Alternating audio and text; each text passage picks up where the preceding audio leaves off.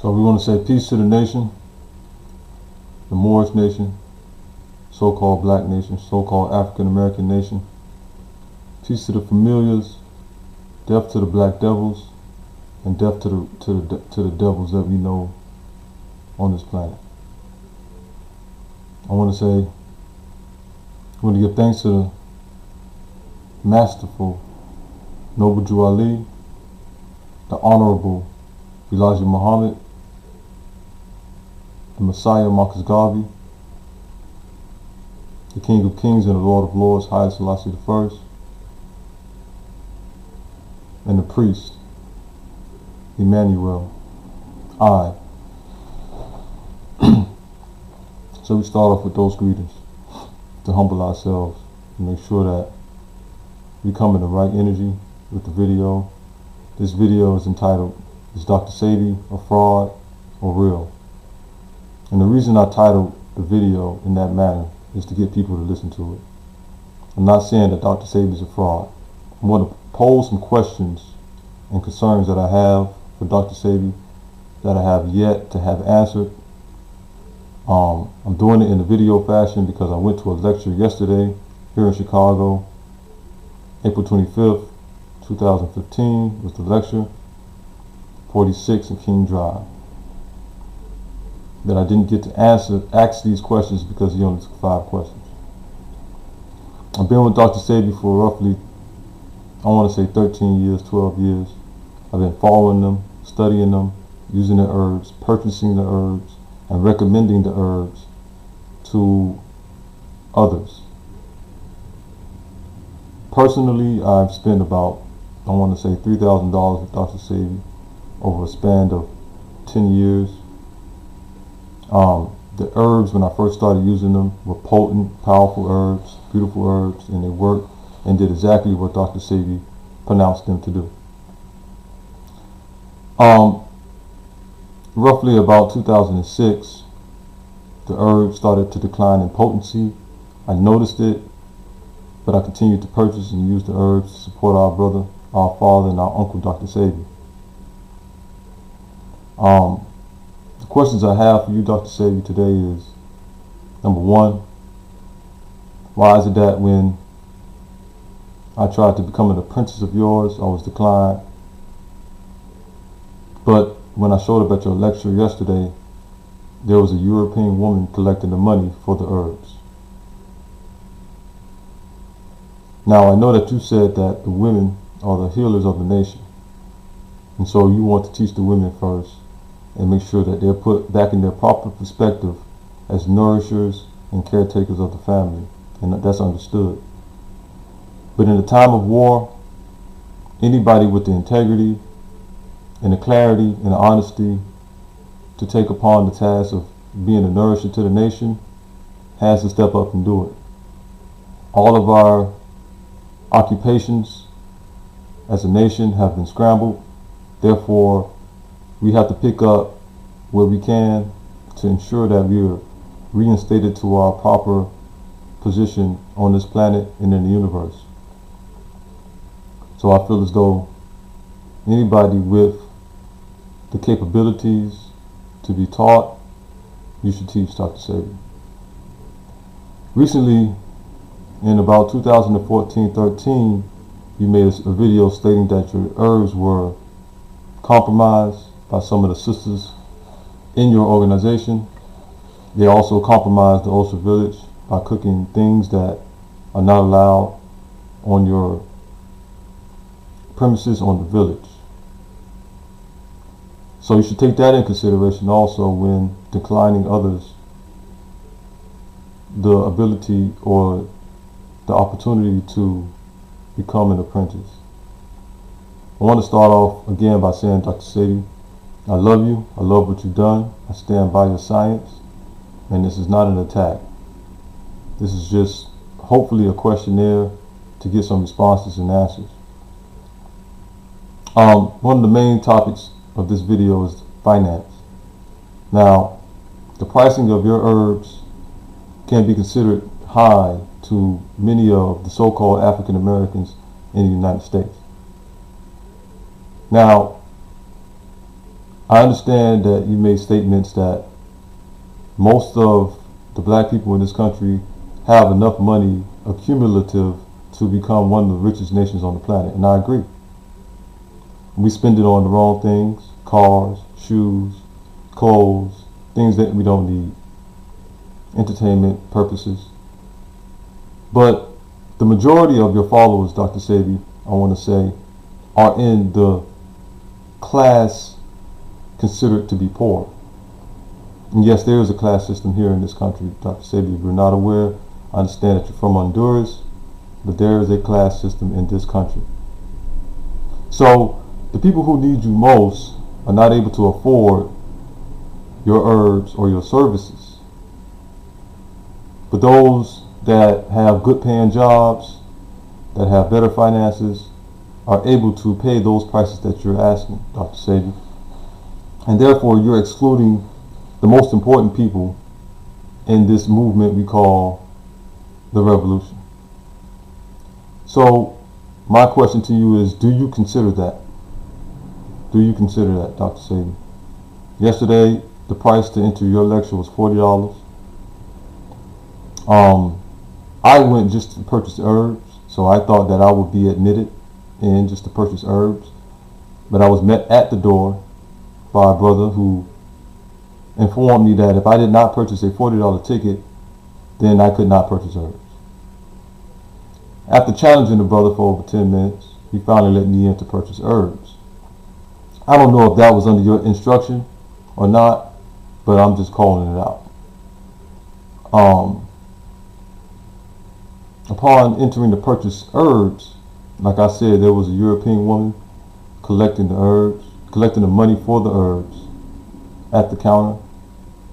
I feel as though, you know, they have enough opportunities in this world as it is, and that you should give most, if not all, the opportunities to your own, so that they can have a way to be involved in this type of movement and information that you are providing. So I went into the lecture to hear you speak, normal speech, standard speech, but in the middle of the lecture, Dr. Sebi, you said that you purchased 3 books when you first started on this journey, after your 90-day fast, after you quit your job that you had for the city. You purchased a biochemistry book, a botany book, and one other scientific book that I cannot remember at this very moment. In previous lectures, you said that you had never read books and you will never read books.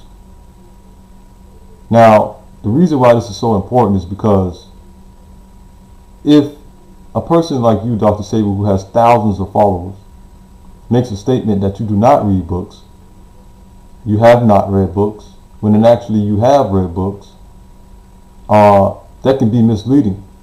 People are going to listen to you, people are going to follow you, people are going to possibly stop reading the books that they're reading because of the statement that you made. So we want to be careful. I understand that the brother Red Pill and Blue Pill are promoters of you and supporters. I understand that one of them helped you make the video to clear up the sabotage that you had in your organization, and that's a beautiful thing. And I salute Red Pill and Blue Pill for supporting you, brother. And I'm saying that to say that if your herbs were sabotaged, how long were they sabotaged, and what is the retribution, for lack of a better word, for those like me who were purchasing your herbs while they were being sabotaged? While I noticed the potency not to its optimum, I still purchase your herbs. Okay, what are we going to do about that? I also have people that I've recommended to you that call me back on numerous occasions saying that your nutritional packages are too expensive, they can't afford them.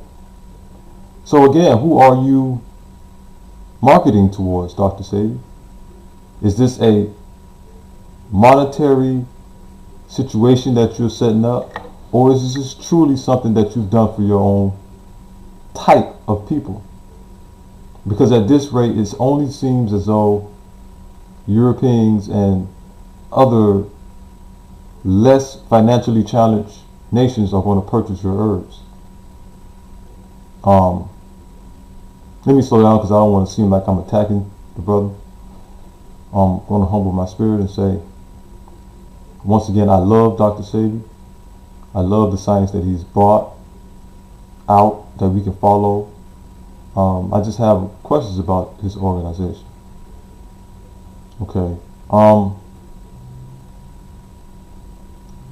So now you're in California, which is a beautiful thing. You're traveling, you're doing lectures, which is also a beautiful thing. But if 500 people come out to a lecture and you only answer 5 questions in question and answer, that is, to me, too impersonal. When I go on YouTube and I see you having a sit down with a Spaniard, and I'm cool with all the Spanish people, don't get me wrong, but I've heard Dr. Sebi say he's came specifically for his type of people. A black man is his terminology, and black woman. But you can have a sit down with a Spaniard and have an interview with this person, but only take 5 questions when you come to Chicago. You will credit Chicago for most of your pioneering days in your endeavors that you are committed to right now, which is great.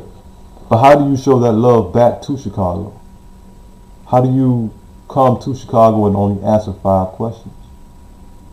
I would not have to make this video if you would answer more questions than you did in Chicago. So really, in a nutshell, those things I have to address. I could go on, I could make another video. I'm going to see if I get any response from, either Dr. Sebi or the community, so I can ask some questions that need to be asked, or that I feel need to be asked and answered. But at this very moment, I am surprised about my experience yesterday.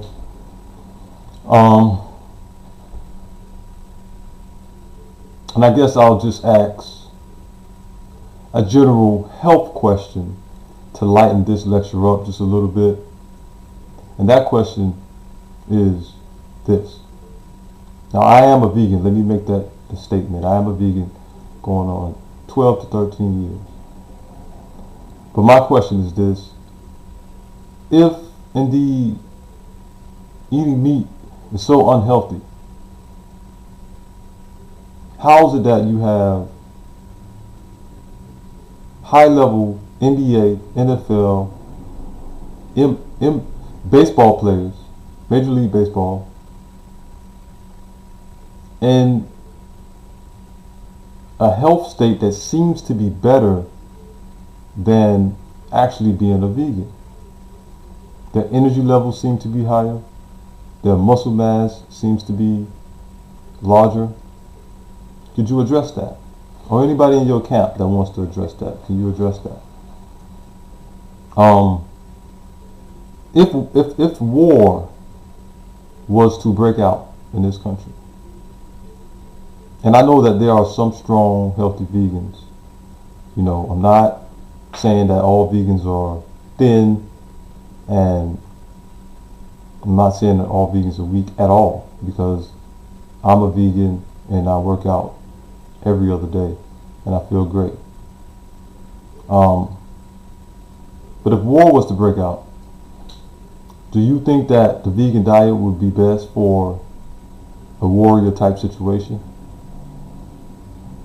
When you have all of these people taking steroids and using these steroids to overwhelm or overpower so-called normal citizens, so-called civilians. That's just a health question I'm posing. And hopefully I can get some answers, Dr. Sebi, from you personally. But other than that, I think I've summed everything up that I wanted to speak on.